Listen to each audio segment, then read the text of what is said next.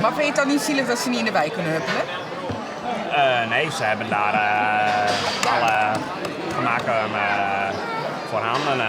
Het grootste part van de deelnemers aan de boerenlunch is toerist en vindt het prachtig om eens op een pleats te zijn. Wat je nou nu allemaal weer hoort. Wat heeft u zoal gehoord? Nou, het gedrag van de koeien. Als het 25 graden, 30 graden buiten is en de koeien liggen heerlijk in het weiland. Zeggen, oh, wat hebben die toch een heerlijk leven. En nou horen we dus dat vanaf 15 graden de koeien het helemaal niet meer zo fijn vinden buiten. Nou, zulke dingen weet je helemaal niet. Daar heb je geen flauw benul van. En dat is nou correct wat de boeren willen. Meer kennis en begrip bij de consumenten. Want de boeren komen haast alle dagen in het nijs en meestentijds is dat negatief.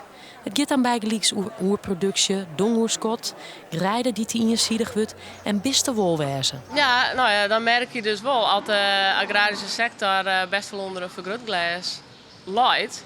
En als boer zijn, dan heb je maar heel veel dingen rekening te houden. Als eerste natuurlijk, wat is goed voor mijn vee? Het ben je werknemers, dus dan moet je goed op passen, dan kan je een prestatie leveren. Maar daarna zit ik van, wat verwacht de maatschappij van mij? Tussen welke regels en wetten moet functioneren? Hoe hou ik mijn bedrijf financieel gezond? De meeste bezoekers die naar Nijenmarm komen, binnen eens heel net kritisch. Ze binnen vooral nieuwsgierig. Je kan er niet zonder. Nee, maar wij merken wel, en dat merk je bij de jeugd ook, dat voorheen, vroeger, was voeding, eten en drinken was een eerste levensbehoefte. En dat zijn we kwijtgeraakt in de samenleving. Het is gewoon, je hebt eigenlijk geen idee waar alles echt vandaan komt, wat zeg maar de basis is.